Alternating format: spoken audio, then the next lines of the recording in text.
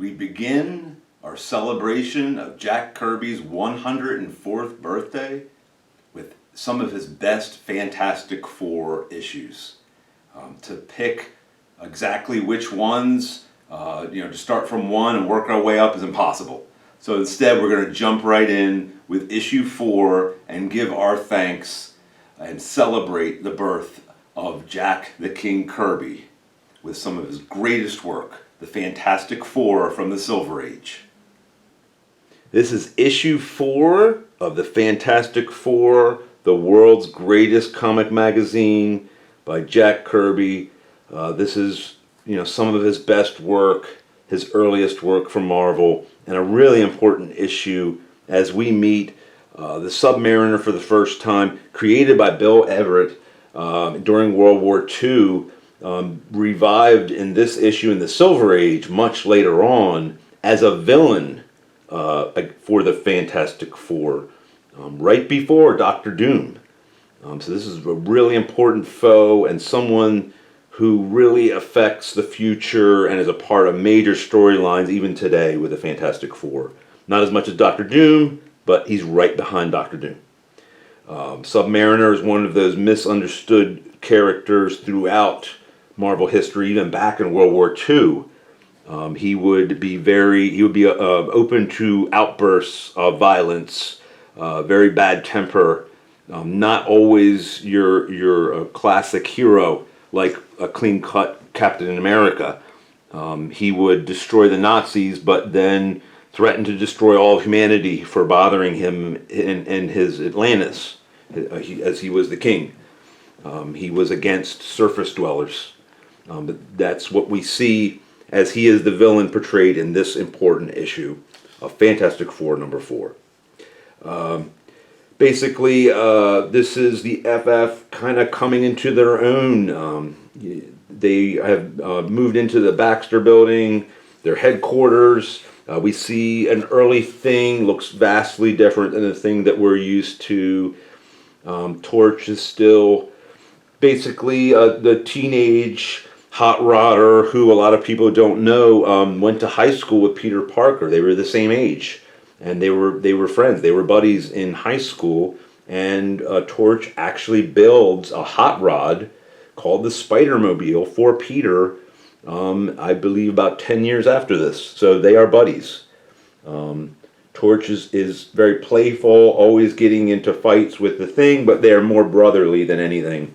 And Torch is also the brother of Sue Richards, who Sue was actually more like a mother to, as they had no mother. His mother died very young, and Sue had to act like his mother.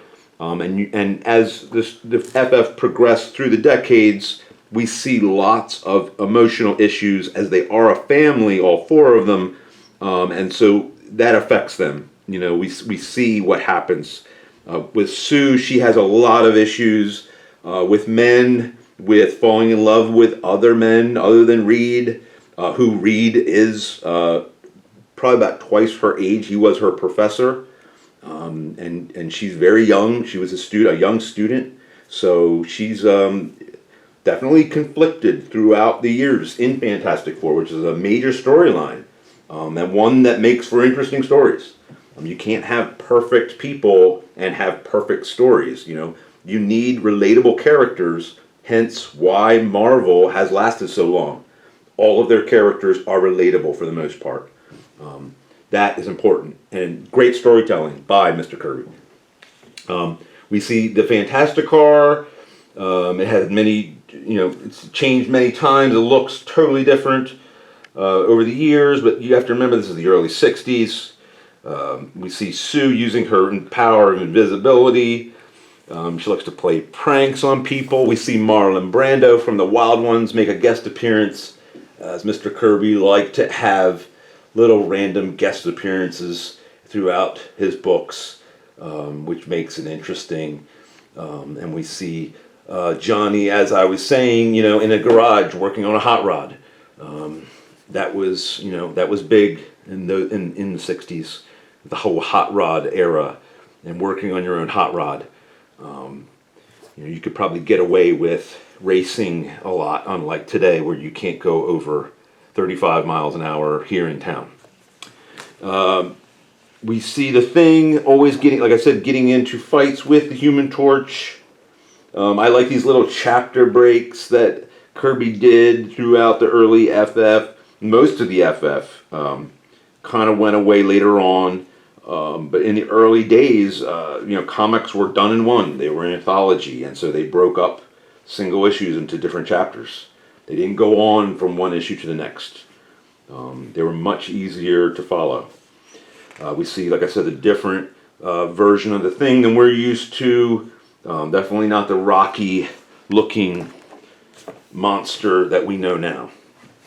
This is a really interesting panel that Johnny Storm, in his anger towards the Thing and kind of like an outburst with the FF, as they are a family. Even though they're not all related, they are a family.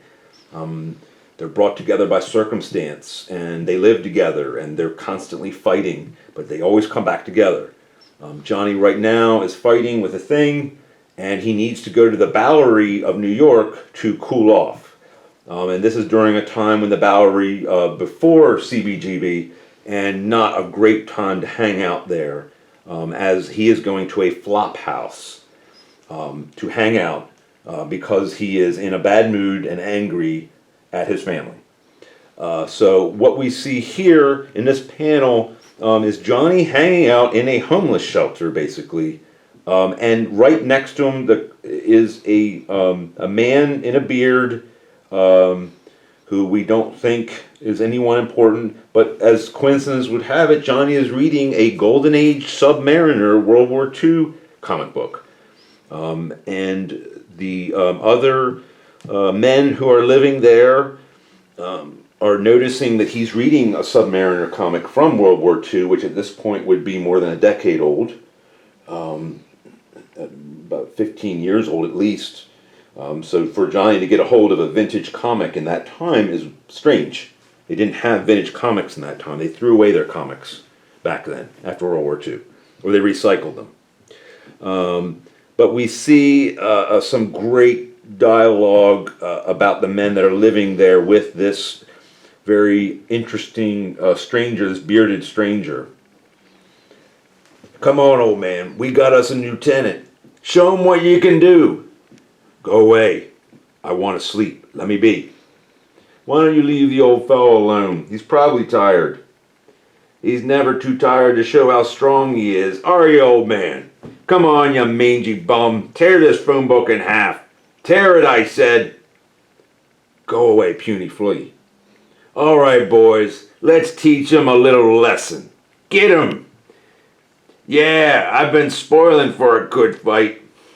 I said, go away, all of you.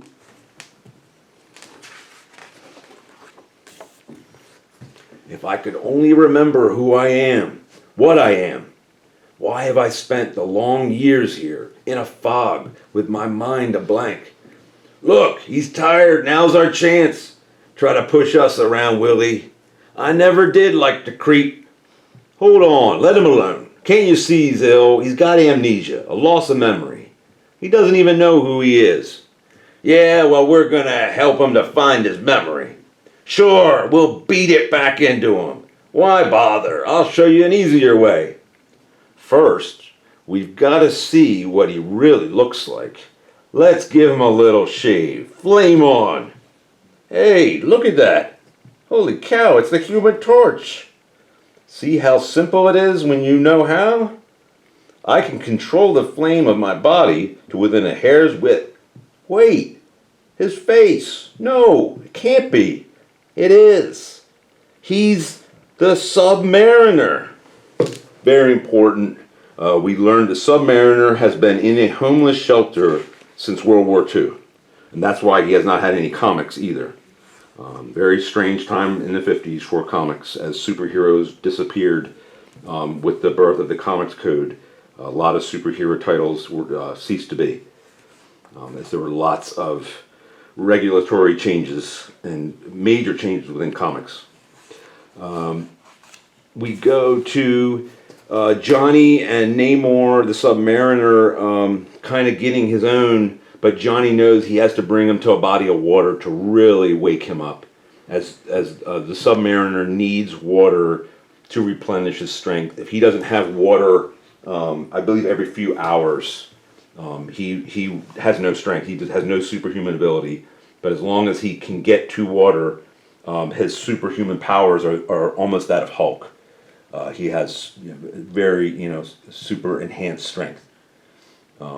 So he has not been back to Atlantis, his kingdom that he rules, since World War II. So he doesn't know what he's getting in and what he's going to see. But he remembers who he is.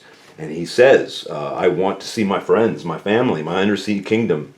And I'm back. And then the horror sets in as it's his post-apocalyptic nightmare. He realizes his kingdom has been destroyed. Right after World War II, it was destroyed. And he could not help. He was homeless in the Bowery. And he is distraught. And this is where we get the superhero Namor into the villain Submariner wanting revenge for the loss of his kingdom and of his friends and his family. This is the big heel turn, as they would say in wrestling. This is a big moment. And even Johnny, who was the one who woke him up from this, is trying to talk him out of this. But the humans shall pay for this, I swear it. He's back. You young fool, do not feel proud of what you have done. For by returning my memory, you have signed the death warrant of the human race. What are you talking about? Revenge. I'm talking about the revenge I shall have for the destruction of my undersea kingdom. I am the mightiest living mortal on earth, and now mankind shall feel that might, as it is turned against all you. Submariner's revenge. Again, chapter break. It kind of stops the flow of the story, but that's just how Kirby plotted back then, and that's how comics were done. It didn't have the flow that it does today. And maybe with the storytelling being much better back then, maybe that's the way, to begin to get that again. So the other FF, find Johnny. He sends up the Fantastic Four signal. It's an emergency. He basically tells them about Submariner, and he's going to destroy the whole human race. And suddenly Sue is not startled like Reed and the Thing, but Sue seems a bit interested to see the Submariner. Very interested. And we find out her infatuation with the Submariner from the beginning. That goes on to the present day. We meet Giganto. He is basically the Kraken who is awakened by Submariner to destroy all of humanity. The Kirby monster, as monsters were huge in that time period, that's where Groot came from, a Kirby creation. He was simply a monster from Planet X. So, the Marvel books before FF, before superheroes, were just anthology monster books, like we see here. Thing is inside of the creature, a Moby Dick type of scenario, Pinocchio. He sees all of these ancient Viking vessels that have been eaten. So that's pretty cool. And then he is rescued. Namor, Submariner, has the horn that he uses to control this creature, this Kraken-like creature. So Sue uses her invisibility to steal it. And she's doing it very playfully, almost like it's a game. She doesn't seem to really be taking a lot of seriousness and taking this weapon of mass destruction away from Namor. And then they begin to wrestle with each other. And Namor isn't harming her. In fact, Namor, when she turns into her solid form and he can see who she is, he is infatuated with her. And he falls madly in love with her. So the two begin their relationship here in issue 4 that is going still today. sometimes in secret, and other times, like in the current series, the Fantastic Four life story, where she actually leaves Reed Richards for Namor, and they live on the beach together with Franklin. So there were some things that Kirby was alluding to in the 60s that he didn't want to go all the way with, or couldn't with the comics code, and today, it is full throttle. We can write and read comics in any form that we want, which is the way I'm sure Kirby would have written this if he was able to. I'm sure Sue would have ran off with Namor long before, if Kirby was allowed. We just see Namor infatuated, basically saying, if you will be my bride, I will show mercy to the rest of the human race. Sue doesn't say no. Sue just kind of goes along with that and doesn't think that's a bad idea. And so Submariner proclaims, now I'll have the girl and my revenge. So he's lied to her already about her choosing him and then her, forgiving the human race. The next time I blow this horn, I shall unleash a horde of undersea monsters such as mankind never dreamt of. We go back in time and we see these giant monsters that Namor has unleashed on cavemen, and thus he is going to do that again. And Sue is distraught at her choices. Sort of. She doesn't really try to stop him as she could with her powers. She is still infatuated with him. No, Prince Namor, you mustn't. I'll do anything. I'll become your bride. One life such as mine doesn't matter, but humanity must be spared. Again, Sue very easily giving in to Namor, even though he's already broken this pact of her agreeing to marry him. And he's proven that he will still destroy mankind. I like this little ad for Who is the Hulk, as we would get the Incredible Hulk's debut by Kirby, I believe soon after this issue, within a few months. And it was canceled after only a few issues, which is bizarre. We see Namor and his underwater creature Kraken and the FF wrap up things pretty quickly. We don't know why. We don't know why the story was kind of rushed there at the end. It could have gone on, in most books today, this would have been a 40-issue series and would have been too long. But Kirby, being King Kirby, wrapped things up usually in 1 or 2 issues. So he ends this on a good note, with Namor just, swearing revenge and still being the main villain until we meet Doom. I'm not beaten yet. They're stronger than I thought, but not strong enough to finish Namor. I'll be back, do you hear? I'll be back. And the FF is ready to fight him, except for Sue, who is still infatuated with him.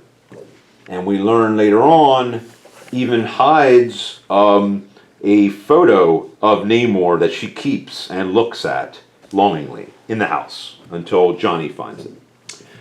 So this is another really important Fantastic Four by Kirby. This is the 6th annual where not only do we meet the new villain, Nihilus, in the Negative Zone, but we also witness the birth of Franklin Richards. He's not named Franklin in this issue, but he's born in this issue, and it's a really important birth. Maybe one of the first in the Marvel Universe. So Franklin goes on to become someone very important. I like Reed's anger and tone. You don't hear this often. The doctor said the baby might be born any minute now. Shut up. I know what I'm doing. You don't hear that from Reed very often. Sue's in danger. She's going to lose Franklin. There's cosmic radiation in her blood. He needs to go to the Negative Zone and find antimatter. He wants to do it alone, but the Thing and Johnny are going to go as a team. They're a team. They're a family. And so they strap on their gear and they get ready to go into this dreaded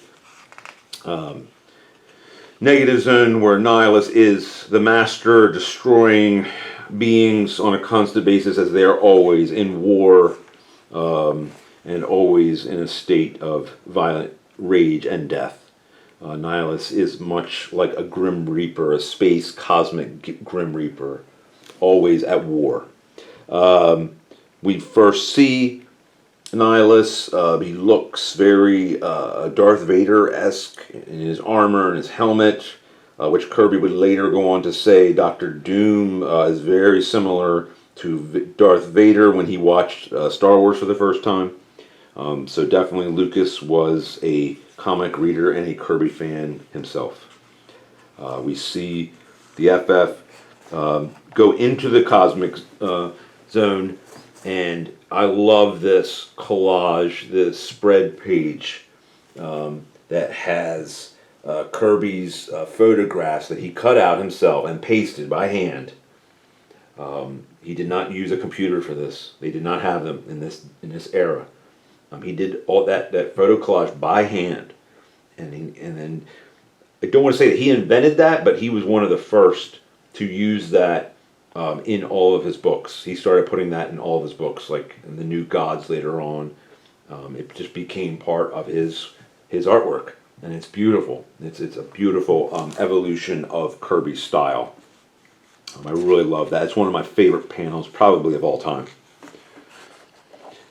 They're in the negative zone, fighting the various demons. If it was in the New Gods, they would be parademons, but obviously that's not for a little bit of time yet.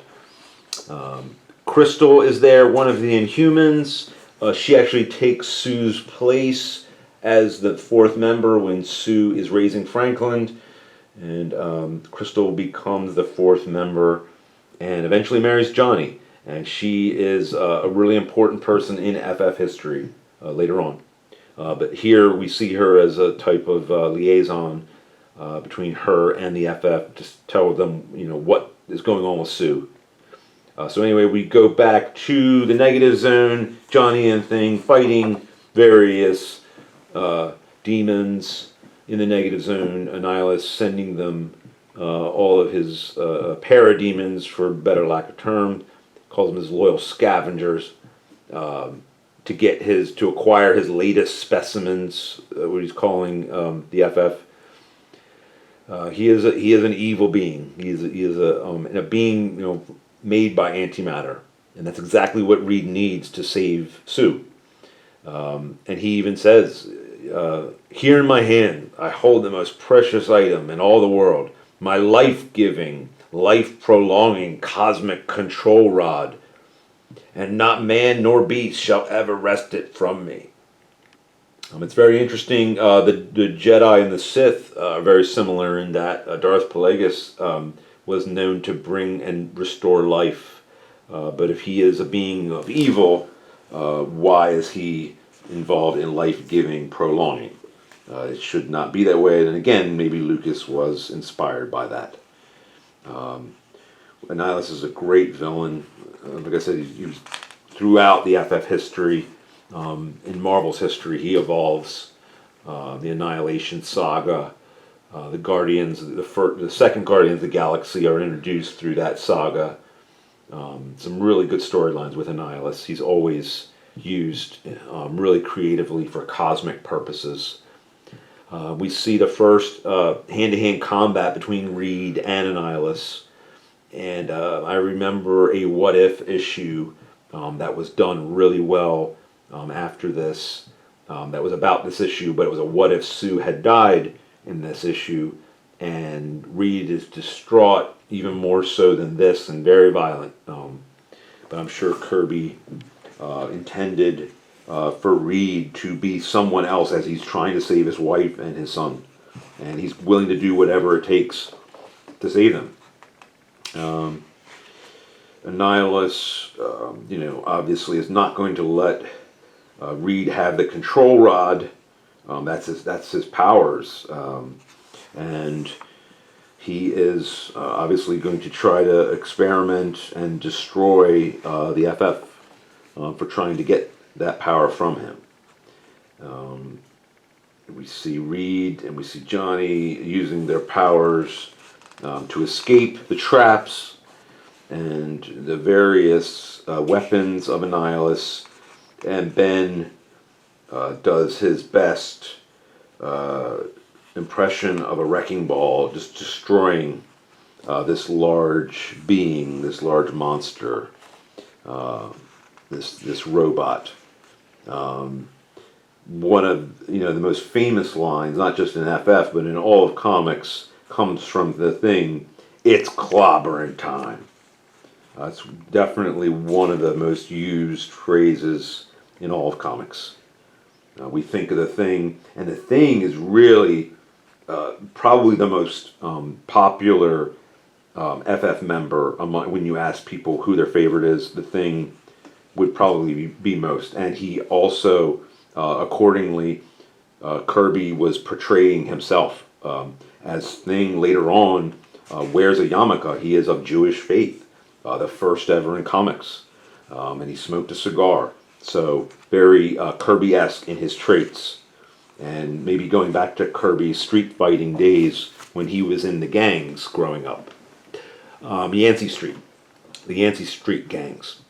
We see Annihilus trying to get back to the negative zone, realizing that Reed took his cosmic control rod, and he's not very happy because he cannot have immortality without it.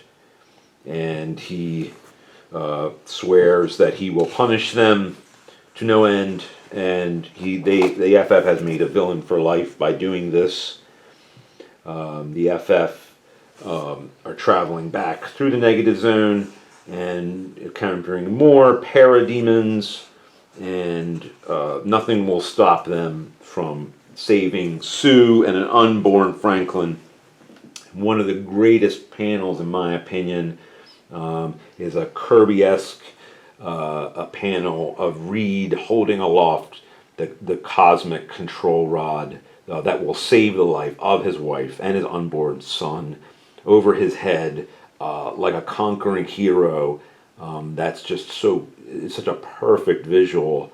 Maybe one of the best, besides that double splash page in the book, I think. You got the Kirby crackle all about him, and it's not a pose that you would see Reed take very often. He was not your typical hero, your typical Captain America hero. He was very scholarly.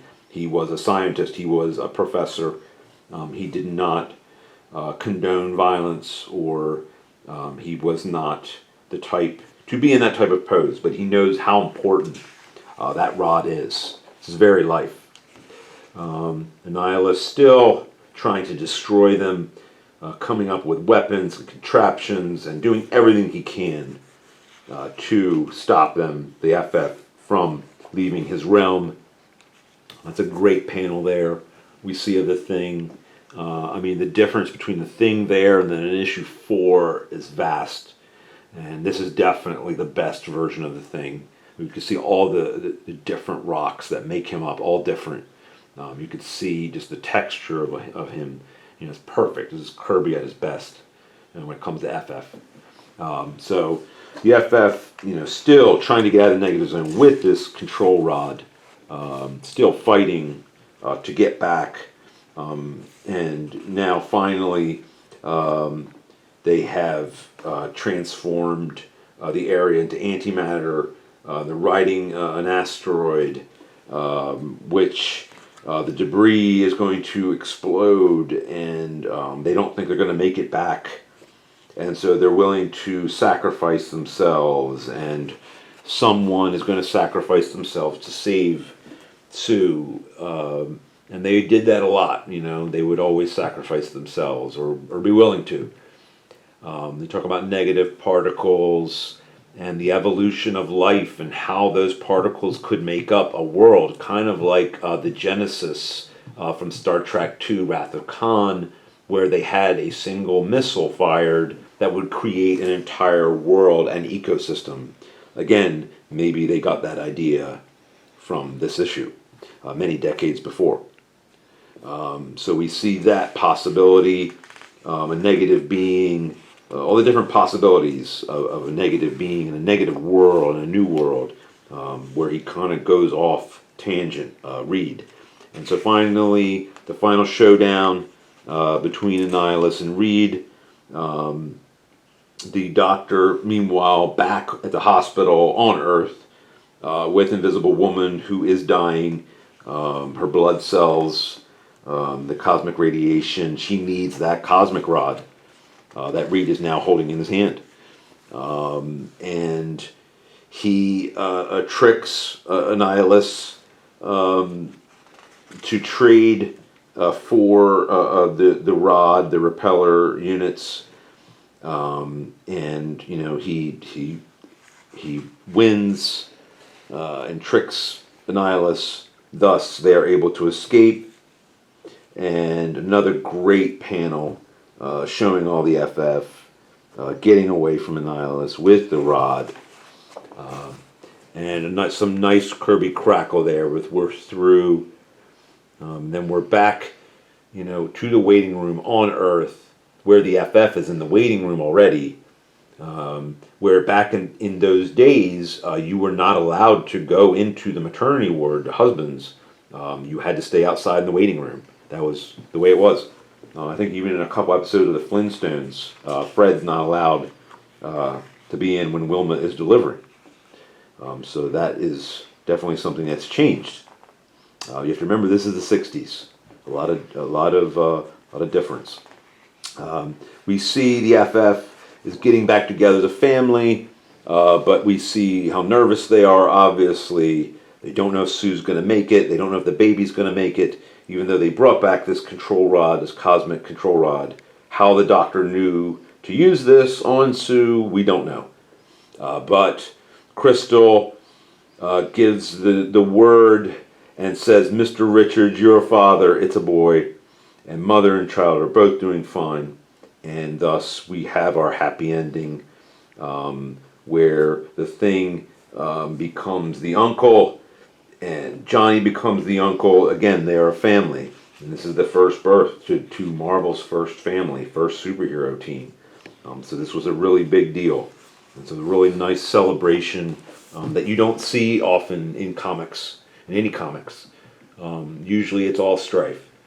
And this was a great way to show the birth of Franklin Richards, one of the future most powerful mutants and beings in the Marvel Universe in history, as he goes on to take Galactus's spot when Galactus dies and to form a new universe.